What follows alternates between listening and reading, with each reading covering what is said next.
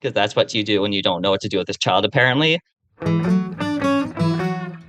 Welcome to Keep It Fictional, a weekly podcast for book lovers by book lovers. Build your to-be-read list with Sadie, Liz, Virginia, Fiona, and Corene from the Port Moody Public Library. Warning, this podcast contains strong opinions and may cause an increase in your library holds list.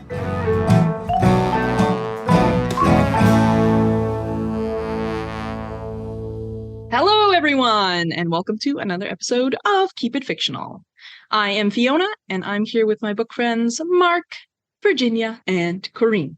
And today we are going to be talking about books with multiple points of view. So dual narrative or multi-narrative, whichever way you took it. Since we're getting like multiple points of view, I was kind of interested, Fiona, as the host of this particular episode, whether you enjoy multiple point of view books or whether you prefer to stick with just one character. As you know, I'll go with whatever, but I do have a strong preference for multiple points of view. I find it really breaks up the book, especially if it's a longer book. I also love just that idea of like seeing multiple ways to look at something. So, you know, when we get a single narrator, you can get a really strong, like maybe vibe to a book, like this is their world. But then when you put two of them in and you can have, you know, one situation and multiple people talking about it, I find that really interesting. How about you? I think that there are particular genres that lend themselves better to this technique. So, you know, as a romance reader, I think that it works really well when you have both points of view. And obviously, if there's a misunderstanding, then it's so delicious to watch them both slowly try and figure it out. But on the other hand, I find that mystery novels, it is not as fun because half of the challenge of reading something like that is following along with your point of view character to try and unravel the mystery at the same time as them. And if you get the multiple point of views, it just becomes a little bit trickier and or it feels like the author is trying to show off / obfuscate stuff on purpose, which I don't enjoy. Virginia, what about you? Fantasy kind of notorious for having multiple POVs? Mm-hmm. Yes, and I love it. It's like, I think it really, like Fiona said, especially when it's the same event that you get to see from different angles. I love that so much because that gives you such a different point of view of it. And it also shows like, you know, sort of how the author really knows their characters, that they're able to present that situation in from different ways. And it really sometimes changes your mind about, you know, sort of what you think about the situation, period. So yeah, I really love that. Mark? For me, I don't really have a very strong preference on this because, for example, on the 3 books we got listed on our wall right now for our favorite books of 2022, 2 of them are very clearly multiple perspective books that lean heavily into shifting perspectives to tell a different part of each character's like backstory or perspective on things. Whereas the other one is like entirely from one person's perspective. It's very psychological and introspective. So I guess it kind of depends on what the purpose of the book is. Like if it's to solve a mystery, then maybe a single perspective works better. But if it's like to tell you about like how this giant organization works or something like that, then maybe multiple perspectives is a better way to go about it, because then you can see the different facets of it from different people rather than just having one person give you like a giant explanation of all these different things. I think that's a really good point. And I feel like it's like a way for authors to kind of flex of like, I know what I want to do with this, and I am consciously choosing this type of narration. And I wonder if it's like, I guess there's a thesis somewhere in this of like whether by focusing on one person, you're focusing more on the character or two, and whether you're doing multiple point of views, whether you're focusing more on the plot. Like, is there a connection? Virginia, you're shaking your head. I don't think so, because I feel like what's engaging about multiple perspectives is that you get to know all the different characters. It is really so much more, in my mind, so much more about them, because how they see the system, how they see the events, not about sort of just like what the system is or what happened, but it's like what through their eyes, what they see and what they get out of it. Like to me, I feel like I get to know the story so much better and to get to know the characters so much better because of the multiple points of view. But I think it has to be done really well, because you don't want to have to read a chapter and be like, oh, can we just get back to that other person? Because that often happens too. And that shows that, you know, like these people are just not as interesting. I want to go back to and then when you're like, okay, well, maybe you shouldn't do multiple points of view because clearly this is not quite working. So yeah, and if you're going to do that, you need to be able to write different kinds of people as well. You don't want all of them to sound kind of the same. which I've found sometimes with some writers, if they kind of sound the same, that's like, well, why isn't it just one person instead? Like, I'm just getting the same kind of stuff, same commentary, same information, same style of like thinking and speech. So they might as well just be one person. But if you have different variations on this, then it becomes more interesting. And I'm curious, like, is there a maximum amount of point of views that, and see, I know, like, Virginia and Mark, you read some kind of weird stuff, but I feel like 2 for me is like, that's enough. 2 is fine. No, you need more. I like 3. I personally like 3, but I kind of wish we had Gabriel here. And like, I'm not sure if Cloud Atlas is a first person, but it certainly has a lot of like going here and going there. But it's different storylines, all right? Isn't it in Cloud Atlas? Like, so it's slightly different in some way because it's almost like interconnected stories in some ways. In like a fantasy book can have like a giant cast of characters, and I would love to get to know all of them and have them tell me their story. And it is better than just having one person in a giant cast, like one person telling and a giant cast, because then you're like, who is that person? Like, I can't remember. But then if you hear from them, then you have a stamp of like, okay, I know this person. I know inside their head. Well, I feel like, okay, until now, there was a lot of like, yes, shaking heads going on here. So it's good that we're all somewhat on the same page. And now we have 4 wonderful books to, maybe show some examples of our thesis. Sure. Yeah. I guess in many ways, I'm going to have the book with the most limited points of view, kind of guessing what my fellow book lovers have chosen, but also the most expansive point of view, if that makes sense, because this particular author writes in the second person plural, so we, so the collective we, but also writes in the second person singular, so you. So in many ways, all of us have a point of view in this book, and we're all included. Everyone who reads it and everyone in this imaginary world that the author has built. So if you're into kind of a weird point of view, this is definitely a book for you to pick up. And I think that this is a particular technique of the author because her debut novel that I read was also written in the voice of we, which I will be totally honest, takes a little while to get used to. And then you kind of find yourself immersed in this Greek chorus of voices and experiences, both singular in that they are all individual stories that are being told, but also as a collective community experience. And it's a really, since I was reading an NPR article earlier, I'm going to go revelatory piece of writing. And I feel like that's what this author does so well, is that she takes kind of the ordinary and the mundane and writes about it so poetically and so incisively that it becomes something magical and bigger than it is. And for this particular work, Julie Otsuka has taken the idea of the swimming pool. Every morning, swimmers unknown to each other, strangers or kind of nodding, passing acquaintances, go to this university swimming pool to swim laps. Back and forth every morning. Whether they know it or not, they are part of an unspoken, unacknowledged community. They are the we in this story, which is a weird sentence that I just said, but here we are. They speak in a collective voice about what this ritual means to them. And they come from all different walks of life. We have judges and university professors and drug dealers and housewives and dog walkers and people recovering from surgery. They all come to this pool for one reason or another to swim laps, and it becomes an important part of their lives. One of the swimmers is Alice, a Japanese-American senior who is a retired lab technician in the early stages of dementia. And for her, her time in the pool is where she can let her mind be free and she feels at home. Unfortunately, all of this changes when a small fissure crack appears at the bottom of the pool. At first, the swimmers, the collective we, try to ignore it, try to pretend that it isn't there. But the crack starts to grow. It eventually grows into something unavoidable, something frightening, an omen of something. And eventually the pool is shut down. And all of the swimmers and all of their day rituals are just kind of sent out into the world. This is her third novel. It is called The Swimmers, a novel. It is kind of a follow-up to her first debut, which was amazing, called The Buddha and the Addict, which won the Penn Faulkner Award.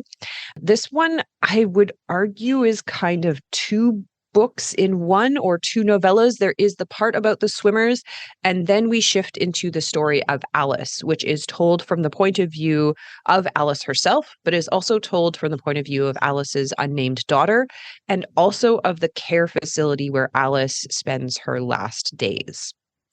So again, it's that shifting perspective, that taking that really high, interesting view on in a story that is really difficult to read, really, really, really difficult, as Alice struggles to understand what is happening to her, as Alice's daughter is struggling with the decisions that she has to make, and as the for-profit care facility where Alice is eventually homed is struggling to give care to people while also being a business.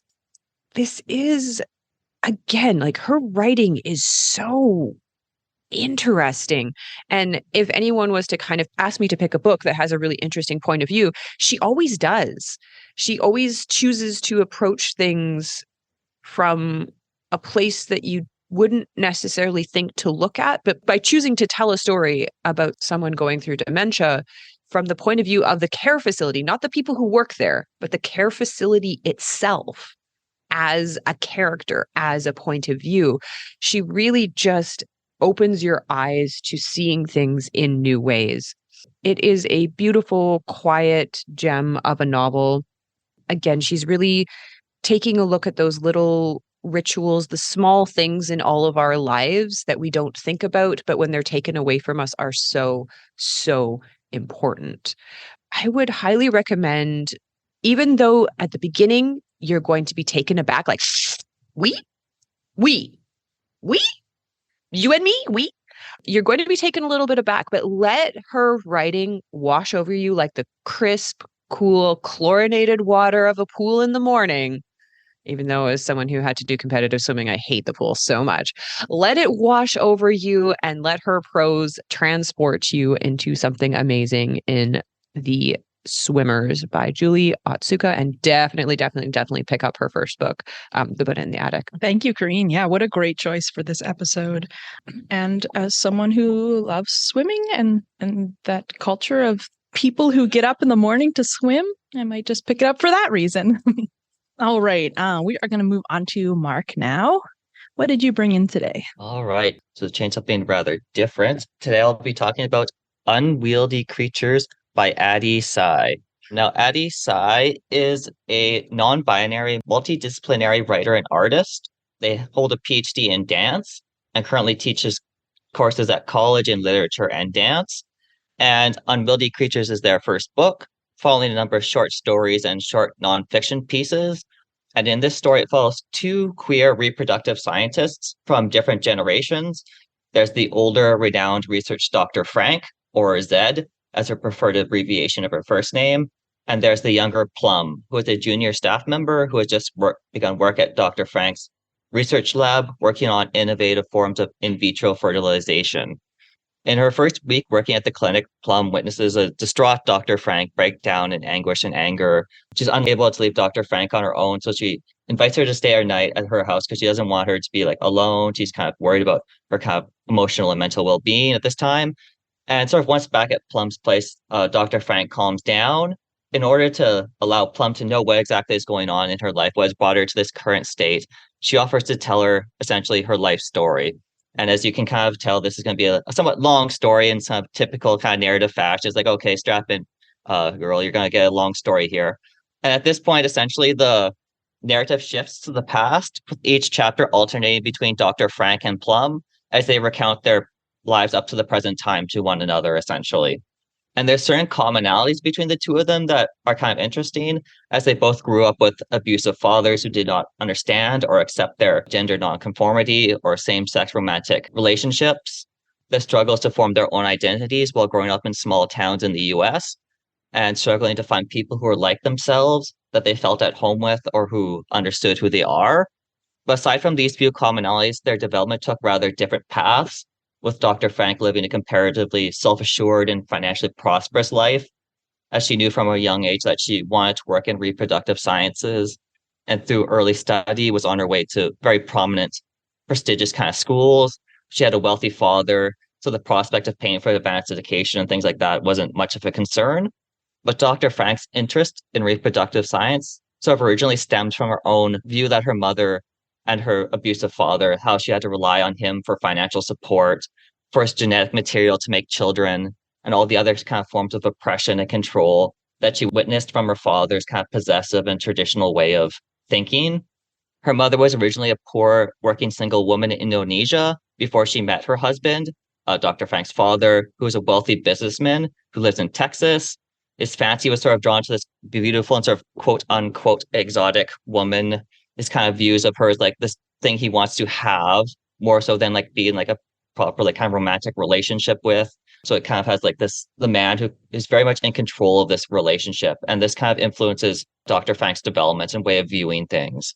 It's sort of also because Dr. Frank developed this idea also from her own relationship with another woman, and sort of the idea that they had to rely on a man in order to produce a child for them to have of their own, the inability to reproduce between the two of them. So that's also kind of drove her perspective, her way of thinking, and her desire to bring about a way essentially to create life without the involvement of both sexes, of both male and female. And she becomes more and more obsessed by this prospect as she sort of goes through university, into her career. It's very much becomes like a singular focus of her life.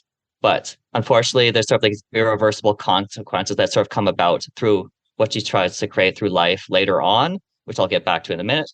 But on the other hand, there's also Plum. She came to her present career through an altogether different route. She sort of grew up with a single father after the death of her mother. Plum has always felt very disconnected from her father. Despite they share like a language and culture, Plum has difficulty sort of accepting the kind of paternal authority that her father demands of her, that like even a slight bit of lateness to dinner, for example, leads to like hours of interrogation, his father kind of berating her, kind of saying like, why are you disrespecting your family? Kind of very traditional kind of way of being a father towards his daughter that also creates a very strange relationship between them. So they also, Plum and Dr. Frank kind of have these strange relationships with their families, but taking different shapes and forms in it slightly. Eventually, as a teenager, after her longtime partner Ko leaves her, Plum decides to leave home in order to get away from her father, going through a series of shelters, motels, and unstable housing options until finally, later on in her life, she's able to sort of string together some savings and go back to school. And now she's at Dr. Frank's lab working as a junior employee.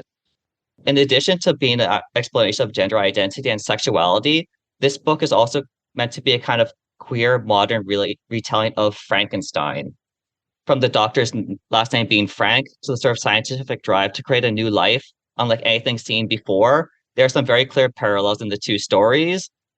Based on this, it's probably not surprising that Dr. Frank's experiments lead to results and consequences that she did not anticipate or is prepared to handle. And there's even lines directly taken from Frankenstein that are spoken by Dr. Frank. So, for example, after successfully bringing life through a full pregnancy in her in vitro experiments, she sort of reacts in horror and disgust with the line, "But now that the creature was in front of me, the beauty of the dream vanished, and breathless horror and disgust filled my heart," which is a direct line from Victor Frankenstein.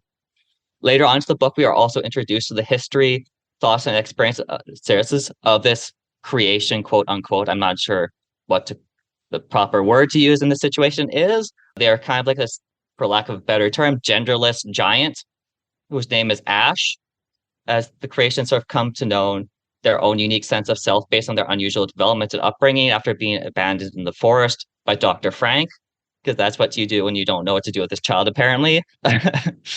So this unusual kind of experience also comes back later on in the book through Ash's own perspective that they recount to Dr. Frank, showing both sort of the joys and pains of the same-sex and queer relationships, self-exploration, different perspectives between people, and the kind of possible restrictions that are imposed by family, social pressure from small town communities, and other expectations from teachers and employers and other people in their lives very much plays a key role in this story. And there's also a lot of different expressions of gender from different cultural perspectives.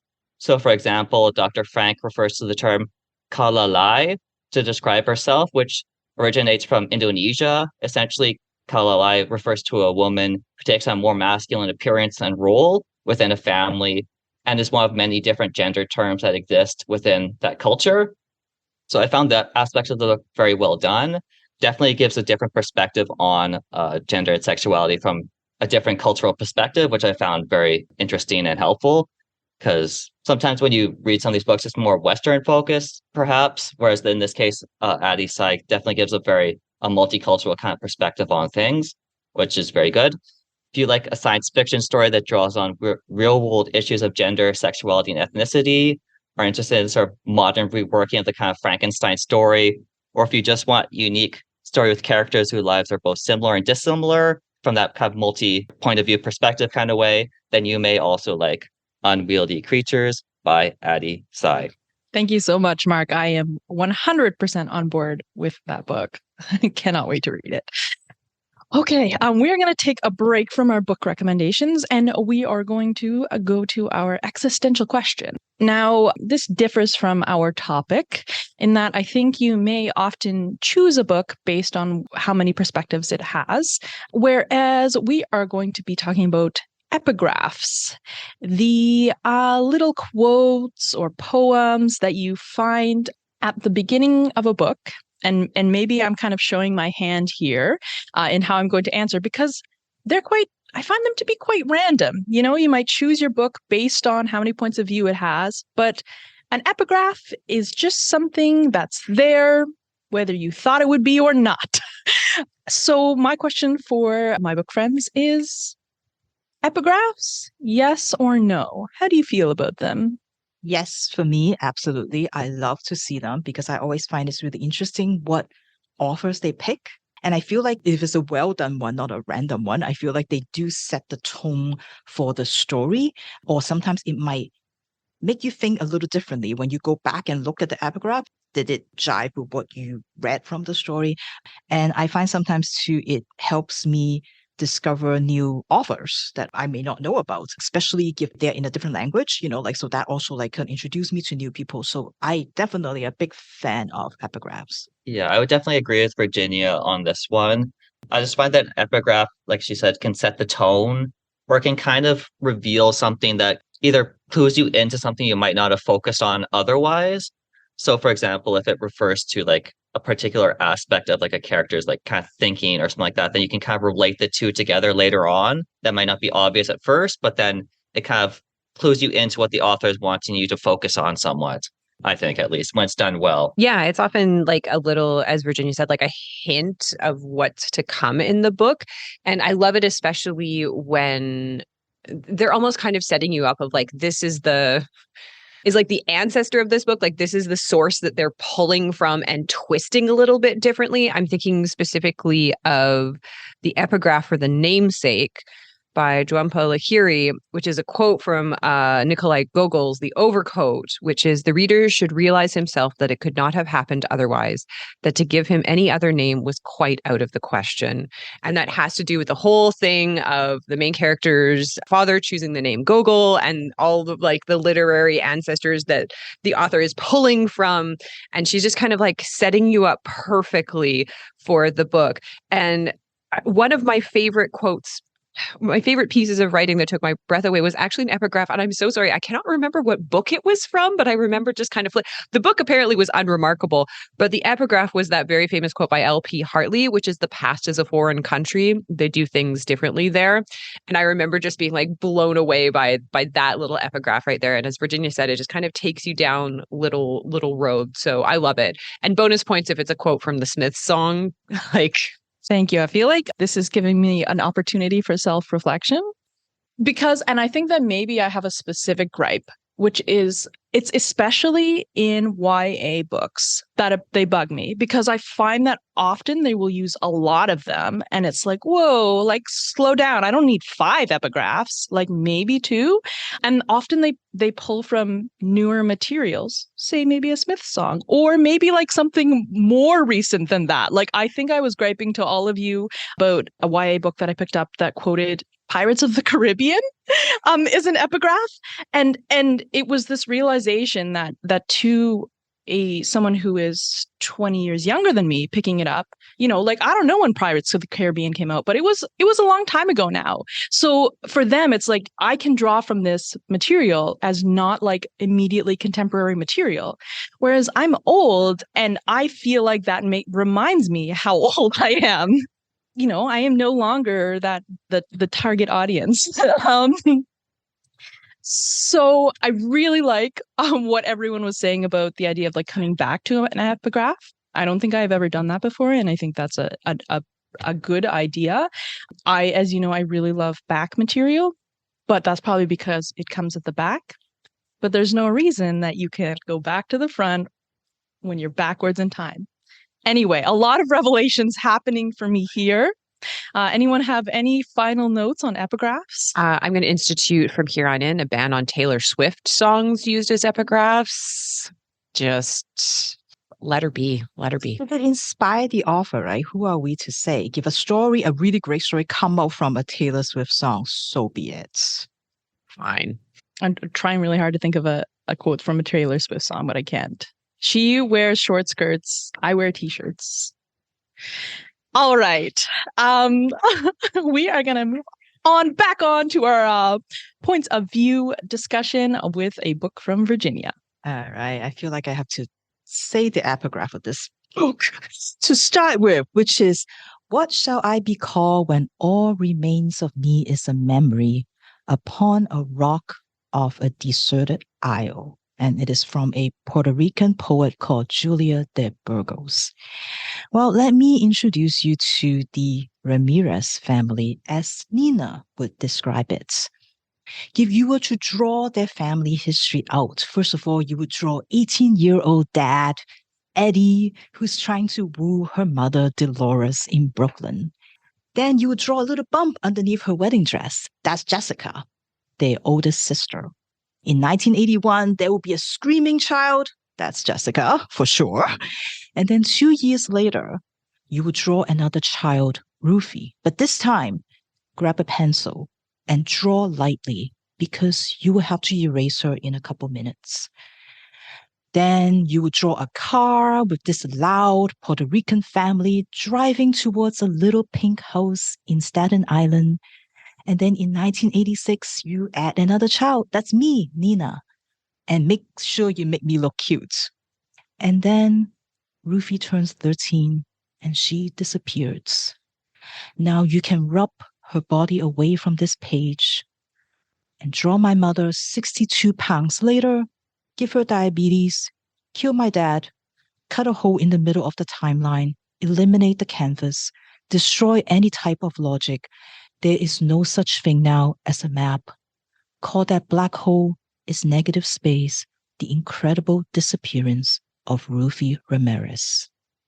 That probably was one of the best opening chapters that I have read in a book. And it, like the epigraph, really sets the tone for that whole book. And I could already feel the pain and tears coming to my eye as I was reading that. In 1996, at around 7 o'clock, Dolores looked up and asked, "Where's your sister?" And they all just noticed that Ruthy is not home yet. She usually comes home around 6:15 the latest, right after her track meets, and she would demand this big meal so that she can replenish her energy. And none of them noticed that it's 7 o'clock and Ruthy still hasn't come home. Dolores was busy cooking, Nina was doing her homework, and Jessica has been on the phone forever. After yelling at Jessica to get off the phone, Dolores started calling around. She called the school, but nobody answered. She called her husband, their father, who's working right now. And as she packed her other two girls in the car, she started threatening, "If I find you hanging out and chilling out with your friends, Ruthy Ramirez." But Nina could see the worry and the fear in her mother's eyes. They drove around, and her mother told them to yell as loud as they can her sister's name. But Ruthy never came home, and they never found her. And the police have absolutely no interest in helping. To them, Ruthy is just another brown girl who has probably run away, nothing to concern themselves with. Fast forward to the present, Nina has just graduated, but she can't find a job, so she decided to take a retail job at a lingerie store at the mall for now.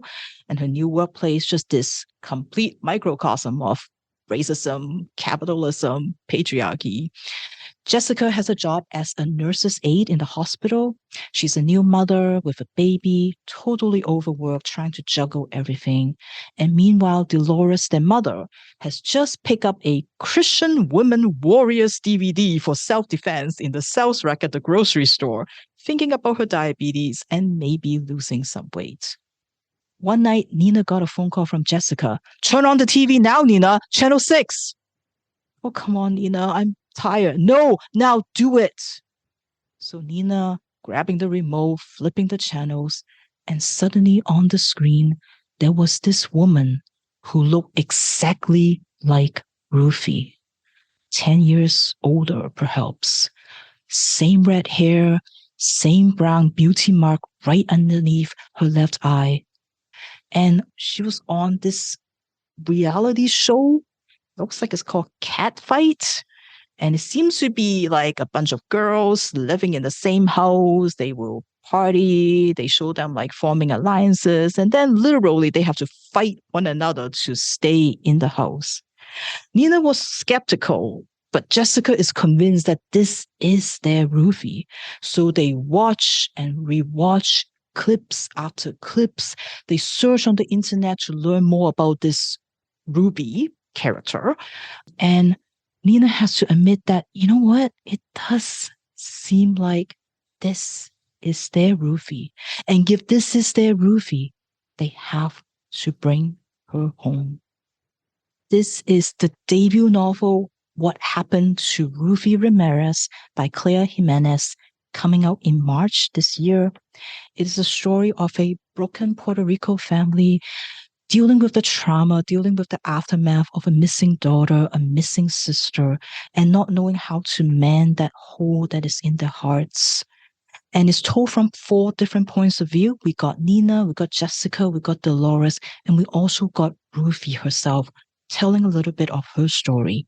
And I find the story really benefits from this multiple perspectives because it really creates a much fuller picture of life after Ruthy, because you get to see how each of them, how differently they deal with this disappearance, and how each of them carries that guilt and keep asking themselves, well, if only I could have done so and so, or maybe is there something I could have done more to find Ruthy? And all of them was carrying that with them. And it's one of those stories, one of those books that are definitely sad, but also kind of funny at times. The story itself is really devastating. You know, we talk about all the girls who have suffered sort of similar fate as Ruthy. And we also, of course, see what the lives are like, the difficulties that the Ramirezes have to endure as women of color. But there's also these really lighter moments and funny interactions among the characters. Like that whole like catfight reality show is totally unreal.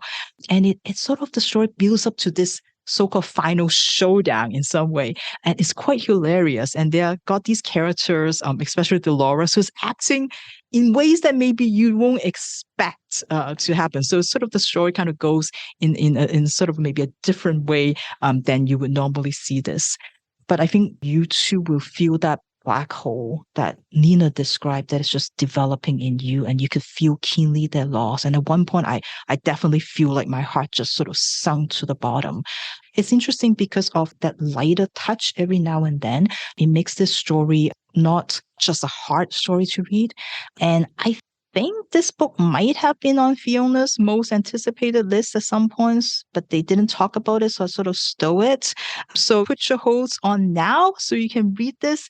What Happened to Ruthy Ramirez by Claire Jimenez when it comes out in March. Thank you, Virginia. It sounds really gripping. Yeah, it was on my list, but then I had a surplus, so it got knocked off. But I'm really glad you brought it back because it really, really sounds like a great read. I am going to finish things off with a romance. As Corene mentioned before, I completely agree that I think dual narrative is really great in romance. I think that is a great place for it because, you know, you have all those traditional sort of mishaps and miscommunications. And I sort of appreciate the opportunity to justify them, you know, when someone is interpreting, you know, somebody's standoffish or somebody's shyness as standoffishness, and you get to kind of see those little minds working. Yeah, I think it's just a really, really great place for dual narratives. So today I actually have a sequel, which on one hand, I think is really just an opportunity to re-promote the first book. But I do think that this book has a lot to recommend it on its own and could be read as a standalone. So I am going back to my favorite, very first romance, which is Love from A to Z. And this is the sequel, Love from Mecca to Medina by S.K. Ali, who is just a fantastic storyteller. She is a wonderful writer that I really admire. I'll give you a little recap about the original. It is about Zainab and Adam. And they are both very international teens. They actually meet in Doha, where Adam is studying at a international school that his father works at, and Zainab is sent there to stay with her aunt because she's gotten into a little bit of trouble at home, the good kind of trouble. She is a huge social activist and speaks up against her teacher who expresses Islamophobic ideas. So from there, it's both a simple and complex romance in that it's the usual sort of miscommunications, and they eventually figure it out and fall deeply in love. But what I love about this series and about this author is just how layered it is. Her characters are very invested in religion, and that's something that they have in common and something that she writes so beautifully. So I think that this is one thing to really recommend this book. I know Christian romance is a genre. I've never read one before, but what the author seeks to do here is, I think, create, you know, a genre of Muslim romance. And she says she writes it because she couldn't find it. You know, she wanted that and it wasn't there. And just the way that she writes this character and their love is so touching to see these whole people who connect on so many levels. So that brings us to this book, Love from Mecca to Medina. And it is told from Zainab's point of view, Adam's point of view, and occasionally their cat's point of view. And it actually has a bit of an interesting structure. It's sort of set out as like a little bit of a museum display. Each chapter is headed by like an object and then the meaning of that object. It took me a while to figure that out. So I was like a little bit confused. But in the end, it's kind of a quirky, cute way to tell it that sets up these dual narratives with occasionally the cat. In this book, Adam and Zainab, they have had an Islamic marriage, but they are currently living away from each other. Adam in Doha, working as an artist, and Zainab in Chicago, studying to be a lawyer. They're both having their own issues, and they don't seem to be communicating to each other through the distance. So Zainab currently has no apartment to live in. She is being accused of laundering money from the student society that she was a part of. And Adam, on the other hand, is telling Zainab that he's working as an artist, but in reality, he actually hasn't had a gig in ages. Adam suffers from multiple sclerosis. And so that feeds into a lot of his insecurities about providing, being successful, and wondering how long he's going to be able to do that and what the future will hold. Again, playing into that, just sort of like the depth of the characters in their lives.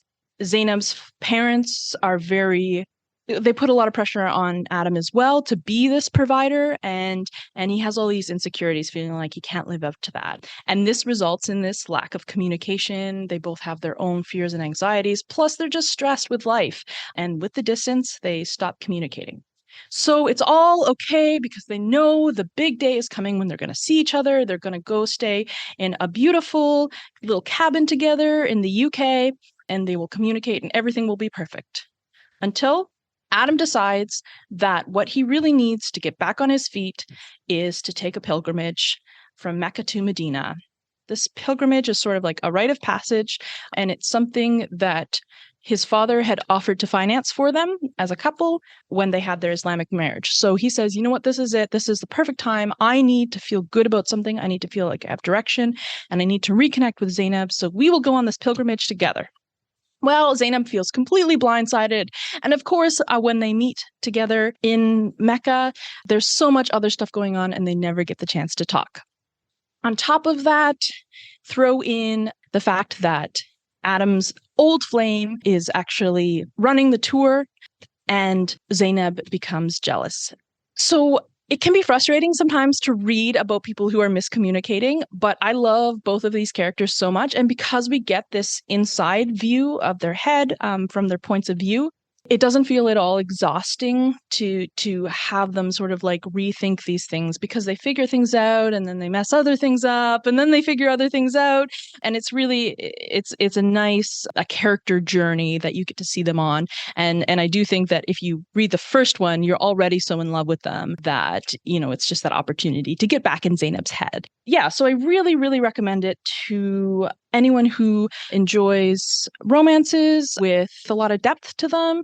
But I also want to recommend it to, I think, like as an outsider outside of the Islamic religion, it was very interesting. There was a lot of like, Mecca is somewhere that only Muslim people can go. So you'll never get an outsider insider perspective.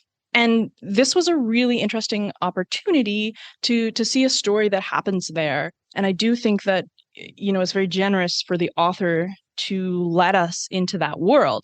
So I definitely recommend it if you would like to learn more. But I think that as well, if you are Muslim, that this would probably be a book that would feel so close and get you in a way that maybe some books haven't in the past. So I'm really grateful that it's out there, and you know, and underneath, or rather on top of all of that, is just a really juicy, lovely, wonderful romance about two characters that you genuinely want to succeed. So that is Love from Mecca to Medina from S.K. Ali. And if you want, you can always pick up Love from A to Z, which precedes it. But does it have a happy ending? I mean, it's not even spoilers, I think, if you say it all works out in the end. But it's the journey. It's the journey. Does the cat find love? That you will have to read to find out. Is cat romance a genre? Let's not go there. Agreed. Absolutely. Thank you so much for joining us today for this discussion of books with multiple points of view. We will see you next time. Goodbye from everybody here on KIF. Thank you for listening. If you like our show, please tell a fellow book lover about it. You can find a list of all the books we discussed in our show notes. Join us next week for another fun book chat. Until then, keep it fictional.